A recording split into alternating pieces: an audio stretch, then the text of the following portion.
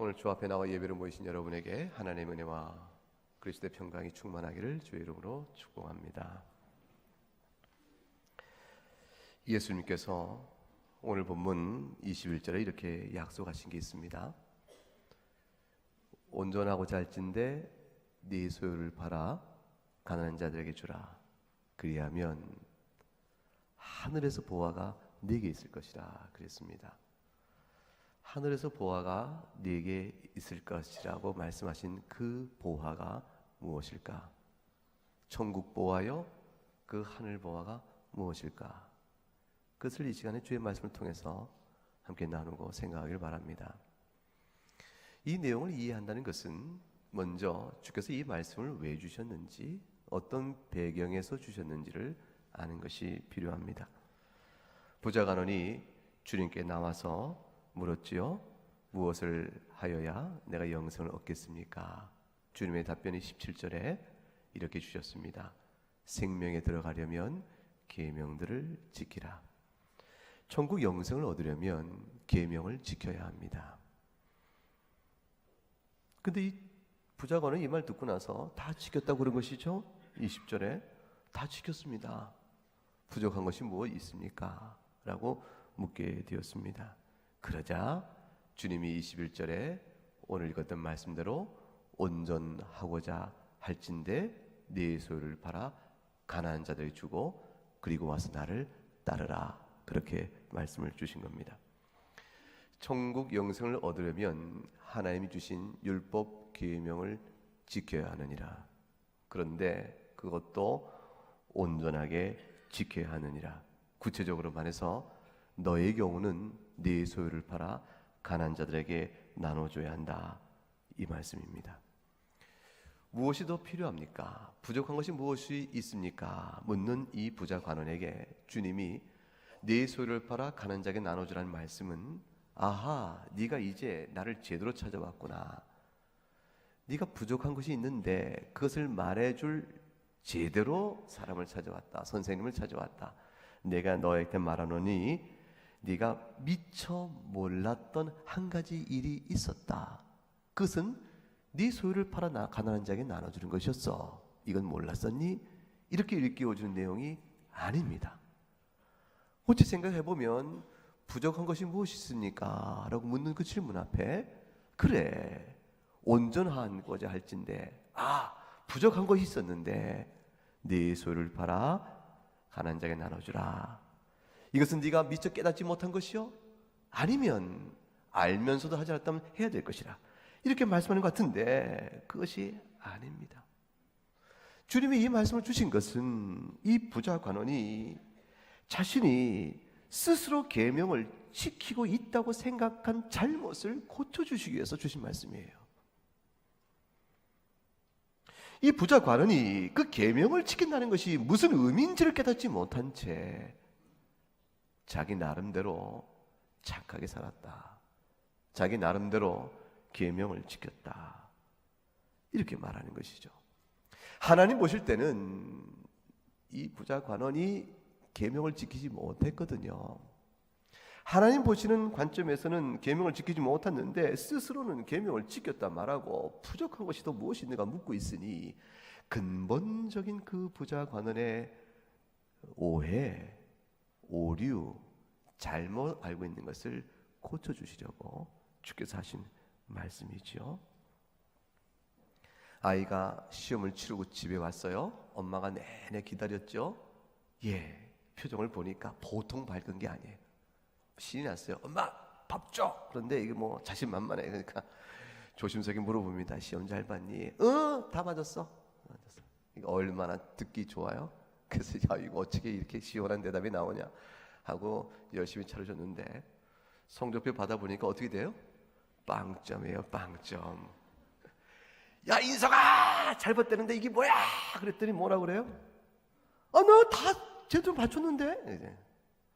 자기 생각에 옳게 쓴 답이죠. 선생님 보시기에는 빵점인 겁니다. 사람이 그렇게 삽니다. 자기 생각에는 괜찮은 겁니다. 자기 생각에는 나름대로 산 겁니다. 양심대로 살았고 도덕대로 살았고, 그래서 제법 살았는데 이거 몰라주면 곤란하지 않는가 싶은 최선의 자기 모양이 있습니다.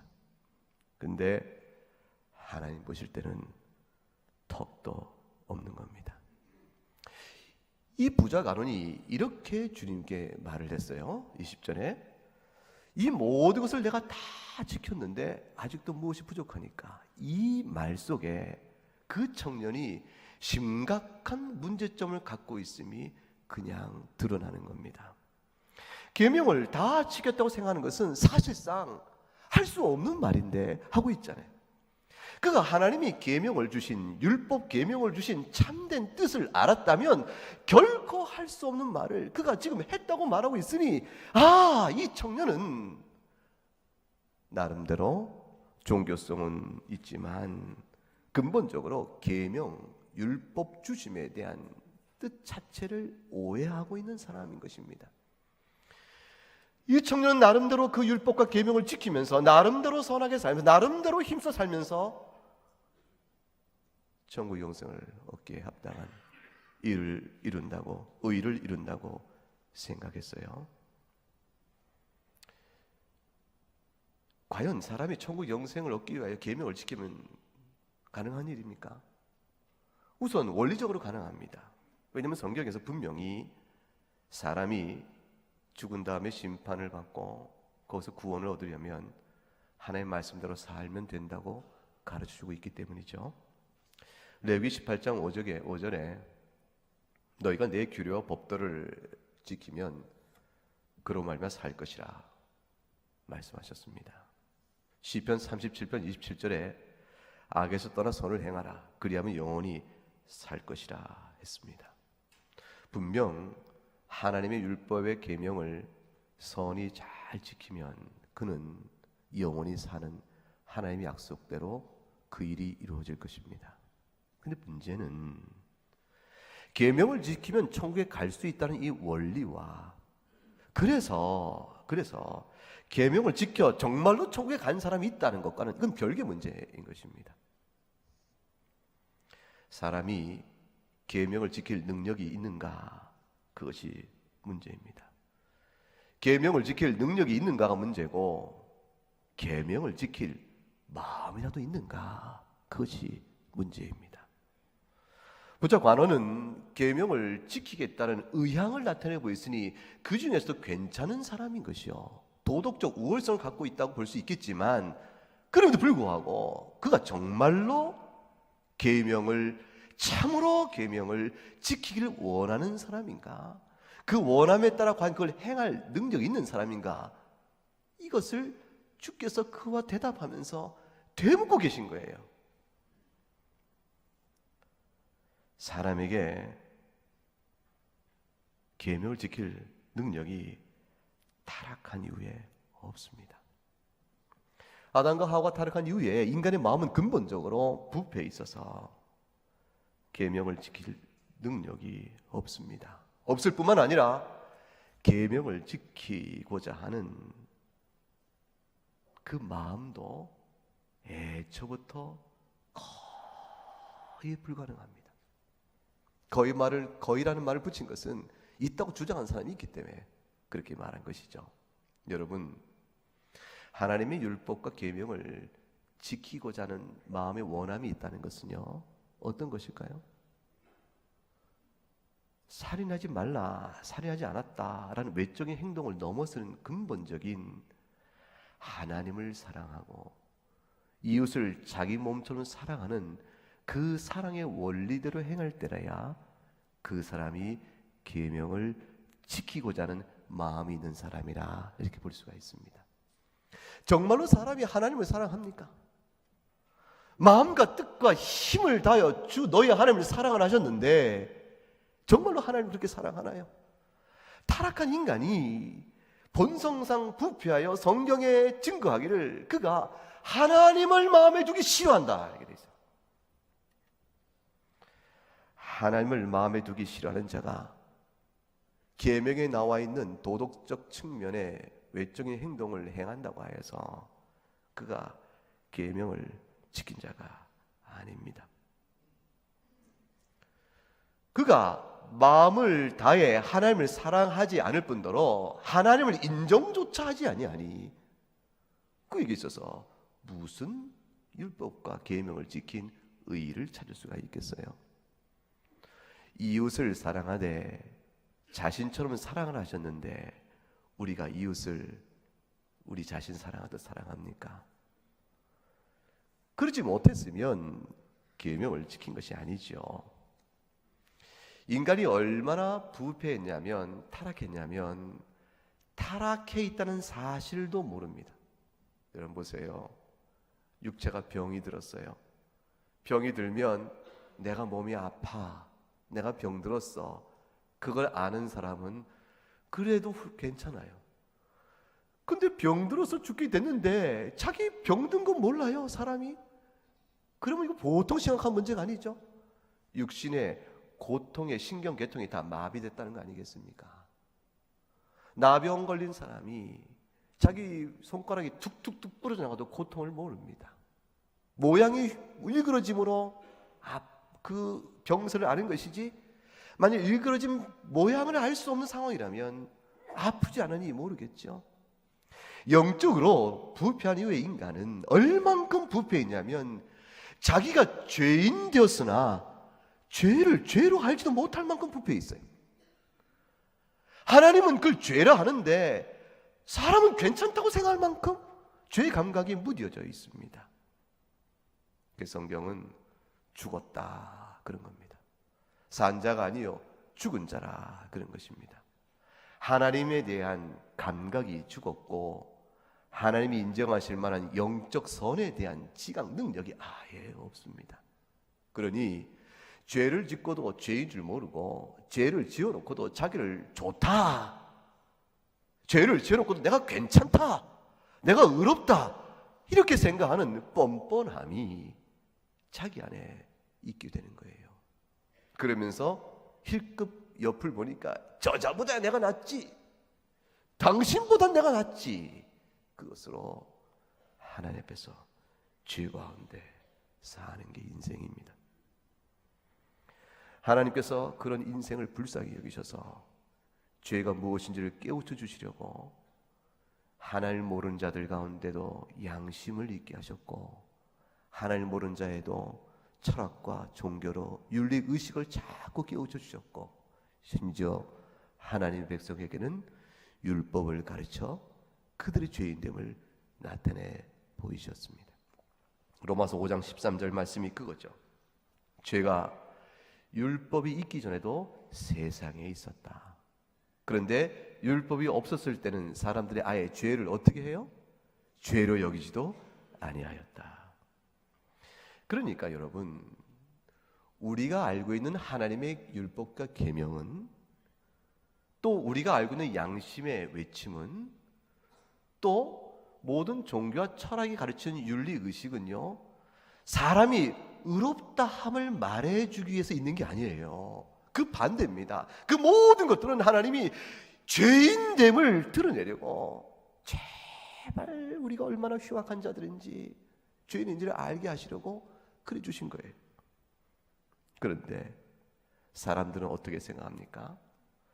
죄가 죄인임을 드러내고 각각의 자신이 얼마나 큰 죄인인가를 깨닫게 하려고 율법 계명 주시고 양심 주시고 종교나 철학 가운데도 윤리를 가르치셨지만 그럼에도 불구하고 사람은 오히려 엉뚱하게도 그 율법 앞에서 내가 지켜서 의롭다, 양심대로 내가 살았다 라고 말함으로 그 모든 양심과 윤리의식과 율법 계명 앞에서 자기를 의롭다고 생각하는 결론을 내린다 그 말입니다.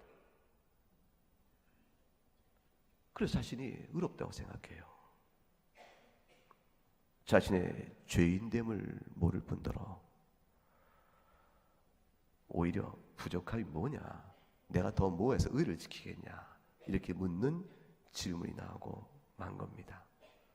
죄인인 줄 알라고 주었더니 그걸 가지고 내가 얼마나 의로운가를 삼았으니 부패성이 얼마나 심각한가를 알 수가 있죠. 주님이 21절에 온전하고 잘진데 네 소유를 다 팔아 가난한 자에게 주라. 그러니까 네 소유를 팔아 가난한 자에게 주라는 말씀은 아하, 그 청년에게 네가 빠뜨린 게 있었어. 미처 모르는 게 있었단다. 이거 하나만 더 하면 돼. 그래서 하나를 더 얹혀준 것이 아닌 것을 확실히 이해해야 합니다. 주님께서 온전해라 하셨습니다. 계명은 겉보기에 행동을 하지 않았다 또는 해야 할 것을 했다는 데 통해서 지킨 것이 아니고 그 행동과 관련된 내면의 문제임을 말씀하신 거예요. 행동을 일으키는 내면의 죄성을 잘 깨달아야 되라. 간음을 행동을 하지 않았다 할지라도 여인을 보고 음욕을 품고 그 여인을 바라보며 그런 것은 이미 간음이라 이렇게 말씀하신 이치를 깨달아야 하는 것입니다. 오늘 한국 사회가 얼마나 간음을 권하는 사회입니까? 이 사회는 아예 드러내놓고 간음을 권하는 사회예요. 괜찮다고 말합니다. 끝도 없이 여러 모양으로 괜찮다, 괜찮다, 괜찮다 그렇게 말하는 사회입니다. 감각이 어두워져 갑니다. 심령 부패 속에 있는 음욕과 하나님이 정죄하신 죄의 성질을 모르는 사회로 만들어 버립니다. 주님께서 온전하고자 할진대 내 소유를 팔아 가난하게 주라는 말씀은 이 부자 관원에게 네가 계명을 지켰다고 하지만 계명을 지키지 못한 것이란 사실을 적시하도록 깨우치기 위한 것이에요. 과연 네가 계명을 잘 지켰는가? 내 이웃을 내 몸처럼 사랑해야 그래야 비로소 계명을 지킨 것인데 과연 그러하냐? 정녕 너에게 있어서의 재물과 관련한 너의 마음의 태도와 그 생각은 내 이웃을 내 몸처럼 사랑하라는 말씀을 그 계명을 다 지켰다 말하는 그 원리에 따라 비춰볼 때 온전하냐 물으신 거죠. 그 말씀을 그대로 적용하면 내 이웃을 내 몸처럼 사랑하는 계명을 그대로 지킬 수 있는 사람이라면 자기 소유를 보고 가난한 사람들을 보았을 때 그대로 나눠주는 사람이어야 합니다. 누구도 자기 재산을 가난한 사람이 있다 하여 그대로 풀어 나눠주지 못할진데 우리는 근본적으로 이웃을 자기 몸처럼 사랑하는 사람들이 아닌 겁니다. 재물은 선한 것이고 수고하여 자기가 갖고 가족을 부양하고 생계를 이어가는데 절실히 필요한 것이기 때문에 우리의 소유가 얼마간 있어야 하는 것은 마땅한 일이지만 그러나 하나님이 주신 계명을 다 지켰다 할 사람이라면 그러면 분명한 것은 내게 주신 이 물질이 내 것이 아니고 나를 위한 것이 아니고 나의 필요를 제한 것은 하나님의 뜻대로 쓰여야 하는 것이므로 사실상 다 내놔야 하는 것입니다. 우리가 그렇지 못합니다. 그렇지 못한 까닭은 도대체 무엇 때문에 그렇습니까? 우리가 계명을 지키되 하나님 말씀하신 대로 이웃을 나처럼 생각하지 못합니다. 형제 간에도 자신을 사랑하듯 형제를 사랑하지 못하는 것이요 심지어는 부모 자식 간에도 자신을 사랑하듯 사랑하지 못하는 겁니다. 숱한 우리의 모습들은 하나님의 계명을 이루지 못합니다. 우리에게는 다 그런 것이 있습니다. 무엇이든지 천국을 주겠다 말씀하셔도 그것 버리면 천국 주겠다 하셔도 그래도 버릴 수 없는데 싶은 그것이 있는 거예요. 천국을 들어가는데 버려야 할 것이라 하신 그것이 분명히 지적돼도 끝까지 못 버리는 것이 인간입니다. 주님이 19장 23절 24절에 그래서 그 어려움에 대해서 이렇게 말씀하신 겁니다. 부자는 천국에 들어가기가 어렵다. 예수님 말씀입니다. 왜 그런가요? 얼마큼 어려운가요? 낙타가 바늘기 들어가는 것이 부자가 하나님 나라에 들어간 것보다 오히려 쉬울 것이라 했으므로 불가능을 이야기했습니다. 인간은 누구도 하나님의 계명에 본래 그 뜻대로 온전하게 지킬 자가 없습니다. 우리에게는 소망이 없습니다. 부패한 내면을 잘 다스리고 수양을 쌓아서 천국에 갈 수 있겠는가? 불가능합니다. 수양을 쌓아 마음의 죄성을 어느 정도 통제한다 할지라도 하나님 앞에 이를 만큼 온전할 자는 아무도 없으며 죄성은 우리의 본질이 되어버렸습니다. 불가능합니다. 자기 부인이라는 것에 관한 오해가 있습니다. 주님께서 부자 관원에게 결국 온전하고자 할진대 이란 말씀은 결국은 자기를 부인해라 하는 말씀으로 바꾸어 말씀할 수 있습니다. 그런데 자기 부인은 자기 수양이 아닙니다. 사람들이 자기 부인한 말을 자기 마음에 있는 죄의 정욕을 잘 다스리고 무념 또는 무욕의 상태로 이렇게 나가면 되지 않는가 이렇게 생각을 합니다. 그런 의미에서 자기 내면을 들여다보는 이 수련과 수양의 태도는 좋은 일이지만 그것을 하라고 말씀하신 것이 아니에요. 자기 부인은 그런 의미에서 자기 마음을 다스려라 이 뜻이 아닙니다. 자기 마음을 아무리 다스린다 할지라도 무념과 또 무욕이 목표가 되고 있으면 그 자체가 마음에 걸림이 되어지고 그걸 추구하는 마음의 열망이 끝내 자기를 또 삼켜버리니까 아예 뭐라고 말하냐면 무념과 무욕의 의식조차 버려라. 그것이 수양의 목표입니다. 그들은 그렇게 수양합니다. 자기 부인은 그런 뜻이 아닙니다. 자기 부인의 의미는 내가 내 마음을 다스려 점점 다스릴 수 있는 힘을 가지라는 뜻이 아니고 그것이 외적으로 도덕적으로 행한 의를 기초로 하나님 앞에 자신의 의를 주장하는 사람도 잘못된 것이로되 내면에서 내가 얼만큼 내 마음의 수양을 통해 정결하고자 하였는가 하는 자기 노력에 대한 가치를 내미는 것도 여전히 자기 의를 의지하는 것이기 때문에 주님은 그것도 버려라 하실 겁니다. 내면의 수양에 자기 경건의 노력이 자기를 의롭다 할 수 있는 의의가 못된 사실을 그것도 인정하게 하시는 것이 자기 부인이에요. 결국 뭐냐면 어떻게 하여도 하나님의 말씀 앞에 계명 앞에 전적으로 무력한 무능한 자임을 고백하고 하나님의 오직 긍휼만이 우리를 불쌍히 여길 자라 이 사실을 깨닫는 것, 그 앞에 엎드려지는 것만이 살 길입니다. 부자 청년은 16절에 죽기 와서 선생님 내가 무슨 선한 일을 하여 영생을 얻으리까 이렇게 질문을 시작했습니다. 예수님께서 어째 선한 일을 내게 묻느냐, 선한 이는 하나님 한 분이라고 답을 하셨습니다. 여러분 생각해 보세요. 이 말 그대로 보게 되면 예수님이 이렇게 대답하신 게 되어버립니다. 나는 선하지 않다. 근데 왜 선한 일을 나한테 묻느냐? 선한 분에게 찾아가서 선한 일을 물어야지. 선하지 않은 내가 어떻게 너에게 선한 것에 말할 수 있겠냐? 어떻게 보면 그렇게 이해가 됩니다. 근데 이 말씀은 그런 뜻이 아닙니다. 예수님이 왜 선하지 않으세요? 예수님이 하나님께서 사람이 되신 분이신데 예수님이 왜 선하지 않으시겠습니까?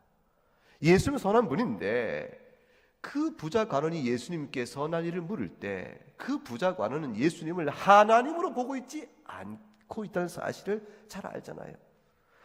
하나님만이 선한 분이신데 예수님을 하나님으로 고백하고 있다면 예수님이 선한 선생인 것은 맞지요.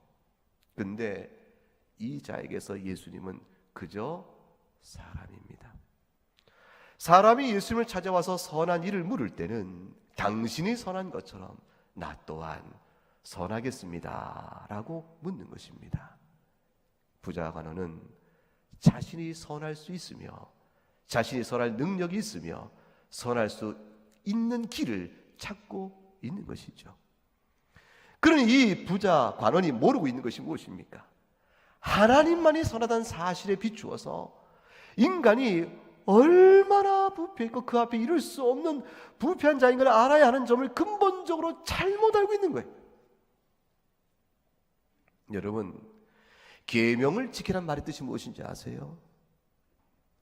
네가 생명에 들어가면 계명들을 지키란 말의 의미는 결국 그 뜻입니다. 하나님과 같아져야 하느니라. 네가 생명에 들어가려면 하나님과 같아져야 하느니라. 계명을 주신 하나님의 뜻은 그 계명 속에 하나님의 거룩의 뜻이 있고 그 계명 속에 하나님의 마음과 뜻과 힘을 다해 사랑하고 이웃을 자기처럼 사랑하는 그 계명 준수의 원리는 하나님과 같아지는 겁니다. 하나님의 거룩한 성정을 그대로 받아 하나님의 거룩한 성품대로 살아가는 것이니 성경이 이르기를 성령의 열매를 맺는 것이라 했습니다. 성령님께서 내 마음을 충만케 하시고 성령의 교훈대로 순종함으로 하나님의 영광과 그를 기뻐하며 주를 닮고자 하는 열망 가운데 교훈을 순종하는 내면의 자태, 그 속에서 비로소 하나님과 교통, 하나님과 사귐, 하나님께 거룩한 빛 가운데 거함, 그것이 있어지게 됩니다. 그러니 계명을 지키라는 것은 하나님을 닮으라 하는 것과 같죠. 천국 영생을 어떻게 얻는가?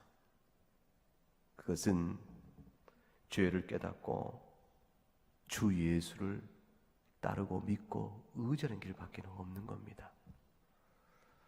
우리가 계명을 지켜 하나님의 거룩한 성품에 합당한 의를 이룰 수 없는 것이 명백한 이상 우리에게는 자기 의를 부인하고 나아가는 일 외에 다른 어떤 것이 없어요. 부자 관원에게 얘기한 것처럼 내가 예수 그리스도 앞에서 내 존재의 모든 의를 부인하고 하나님만이 옳습니다 라고 생각할 만한, 하나님의 긍휼만이 생명이다 라고 생각할 만한 그런 믿음이 과연 우리에게 있는가를 돌아봐야 합니다.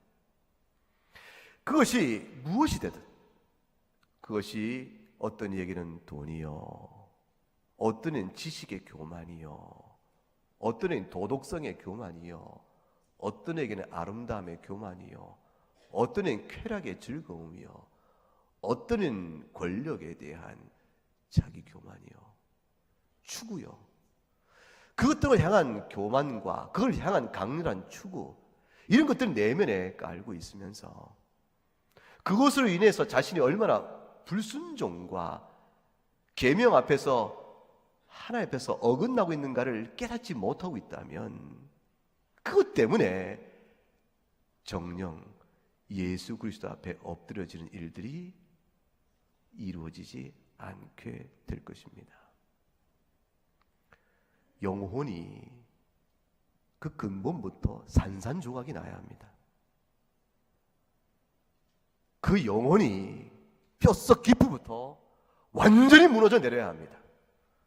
그래야 예수만이 생명인 줄 알고 다 엎드리는 것이에요. 이 일을 스스로 행치 못하면 주께서 어떤 이에게는 뺏어버리시죠. 재산이 걸리면 재산을 빼버리시겠죠. 지식으로 인해 교만하여 도덕적 생활과 신앙의 일정한 규모를 갖고 있지만 끝내 지식의 교만이 그 사람에게 십자가 앞에 전적으로 내려오지 못하게 하면 자기 지식으로 인해서 그를 넘어지게 하시겠죠. 자신의 미모의 자랑이 그에게 십자가 앞에 전적으로 엎드리지 못하게 한다면 그 미모로 인해서 수치를 당하게 하실 거예요. 쾌락을 즐거움이 주 앞에서 전적으로 내려오지 못하면 그 쾌락으로 인한 하나님 앞에서 수치를 당하도록 하시겠죠. 그 모든 일들을 사랑하는 자에게 주시는 하나님의 인도함입니다. 우리가 알아야 할 것은 어떤 것도 내 안에 마지막까지 붙들고 있는, 그래서 겉보기에는 신앙인인데 그냥 끝내 예수 믿는 사람, 참된 하나님의 긍휼을 바라보는 사람, 자기의 의의가 없는 사람, 그래서 애통하는 사람, 심령에 가난치 않은 사람에게는 그것을 내놓으라 하시는 그 말씀이 이루어지게 되겠지요. 그렇지 않으면 십자가를 전적으로 의지하는 것이 아닌 것이 되니까 그렇습니다. 그래야 그걸 다 내놓고 무너지면 주께서 우리에게 율법 계명을 지키는 의의가 아니요 예수 그리스도의 의로 인하여 우리를 의롭게 하시를 베풀어 주십니다. 그것이 우리의 행복이고 우리의 자랑입니다. 21절에 하늘에서 보화가 4개 있으리라 하셨습니다. 그런 자에게 주시는 하늘의 보화가 무엇일까요? 그 보화가 세상의 욕망과 목적을 충분히 이루어 손에 쥐는 것이겠습니까? 이 하늘 보화는 결국 하나님 앞에 그를 사모하고 나오는 자에게 주시는 것이니 하나님 자신입니다. 그리하면 하늘에서 보호가 내게 있을 것이라. 자기 의를 다 부정하고 주 앞에 엎드려 긍휼을 바라볼 때 주님이 손을 붙잡아 주신 것이죠. 내가 너의 보화요, 내가 너의 상급이요, 내가 너의 자랑이요, 내가 너의 기업이니라. 예수 그리스도가 예수 믿는 사람에게는 천국 보화입니다.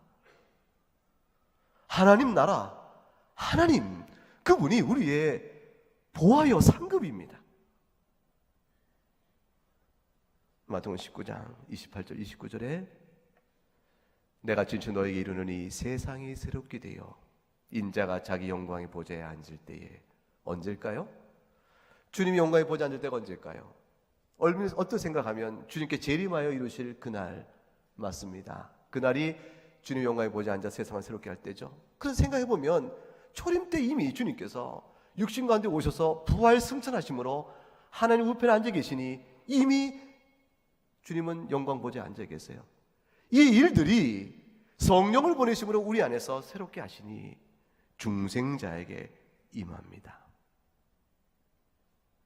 우리를 새롭게 하시고 영광 중에 계신 주께서 나를 따르는 너희도 12보좌에 앉아 이스라엘 12지파를 심판하니라. 죄와 의 가운데서 그리스도의 의를 잊고 하나님 앞에서 전적인 자기 의를 내려놓고 성령으로 함께 된 사람들에게 주께서 예수의 심판 권세에 참여하게 하십니다. 뭐죠? 마귀 권세를 정죄하고 마귀 권세를 이겨나갈 능력과 힘을 더하시는 거예요. 왕적 권세가 우리에게 생기게 됩니다. 십자가 앞에서 자기를 부인한 자에게는 놀라운 능력과 소망이 생기기 시작합니다. 자기 의를 부인하고 나니 진실로 계명을 지키고자 하는 소망이 생겨요. 정말 하나님을 사랑하고자 하는 마음, 그래서 이웃을 자기 몸처럼, 아니 감히 자기처럼 사랑은 못하지만 그래도 이웃의 입장을 생각하는 마음이 생기기 시작하면서 입장을 바꾸어 그의 형편은 어땠을까, 그의 마음은 어땠을까, 이러고 생각하는 마음들이 마음의 깊은 소망 중에 생기기 시작합니다. 그것이 이웃사랑의 모습으로 드러나는 것이, 이런 능력의 가능성은 오직 성령 안에 주시는 거죠. 내 마음에 그 소망이 생깁니다. 하나님 도우시면 생기죠. 이런 변화가 내 안에 있게 되어지고 그걸 향하여 구하게 되어지는 것입니다. 그런 구하는 권세가 내 안에 있게 되어지고 주 예수께서 성령을 보내어 죄를 심판하시고 죄를 이기는 왕적 권세를 이 땅에 있는 성도에게도 부어주시는 겁니다. 그리고 그렇게 살다가 선한 길을 다 마치고 지상교회를 떠나 천상교회로 옮겨가면 그 나라에서 주와 함께 영광 중에 있는 다시는 죄가 없는 하나님 닮은 계명을 지키는 복된 천국 백성으로 우리가 있게 되어지는 것이죠. 29절 말씀에 또 내 이름을 위하여 집이나 형제나 자매나 부모나 자식이나 전토를 벌인 자마다 여로벨의 꽃도 영생을 상속하리라 했습니다. 영생의 상속. 이 말씀 잘 보세요. 주님의 이름을 위하여 그것이 무엇이든 버리라고 하셨습니다. 이 말씀은 주께서 내 소유를 팔아 가는 자에게 주고 나를 따르는 말씀과 결국 같은 맥락의 말씀이에요. 이 말씀은 뒤집어 이런 자에게는 영생이 없다는 말씀입니다. 자, 뒤집어 볼까요? 집이나 형제나 자매나 부모나 자식이나 전토를 위하여 주의 이름을 버리는 자는 영생을 상속지 못하느니라. 그 말씀입니다. 자기를 부인하라는 것입니다. 인생을 살면서 우리 안에 소중한 것이 많이 있고 귀한 것이 많이 있습니다. 왜 하나님께서 우리에게 집을 귀하게 보지 아니하시고 형제나 자매나 부모나 자식 사랑을 왜 귀하게 보지 않으세요? 부모를 공경하신 말씀인데 어째요? 그걸 버리라고 말씀하시겠습니까? 이 모든 것 속에서 우리 안에 하나님의 계명을, 그 하나님 사랑하고 이웃을 사랑하는 원리도 지키지 못할 자기 의의 근거로 작용되는 모든 것은 그 어떤 것이든지 버려야 하는 것을 의미하는 겁니다. 어떤 이에게는 집이, 어떤 이에게는 형제가, 자매가, 부모와 자식, 전토, 돈, 명예, 권력, 쾌락, 지식, 그 어떤 것이든 주의 이름을 위하여 마땅히 버려야 할 자기 부인의 걸림돌이 되는 것이 있으면 영생을 상속지 못한다 말씀하신 것이죠. 따라서 말씀하십니다. 주님을 바라보며 천국을 바라보며 하나님을 상급으로 받으며 주님의 이름을 위하여 이 모든 것들을 버리겠느냐? 이 모든 것들이 여러분의 의의 근거가 돼서 주의 계명 앞에 불충성된 자임에도 불구하고 십자가 앞에 엎드리지 못하고 있음에도 불구하고 스스로 자기 의의 근거를 꽉 쥐고도 주님을 믿고 십자가 의를 믿는다고 말하느냐? 아니라 그 말씀입니다. 예수를 믿고 의지하는 자만이 천국 영생을 받습니다. 예수를 믿는다는 것은 전적인 자기 부인을 전제로 하는 말씀입니다. 전적인 자기 부인은 진실한 회개를 뜻합니다. 이 일은 한 번에 완전히 이루어지는 일은 아니로되 마음에 깨달아 고백과 소망을 주께 두어야 합니다. 우리 함께 찬송하시겠습니다.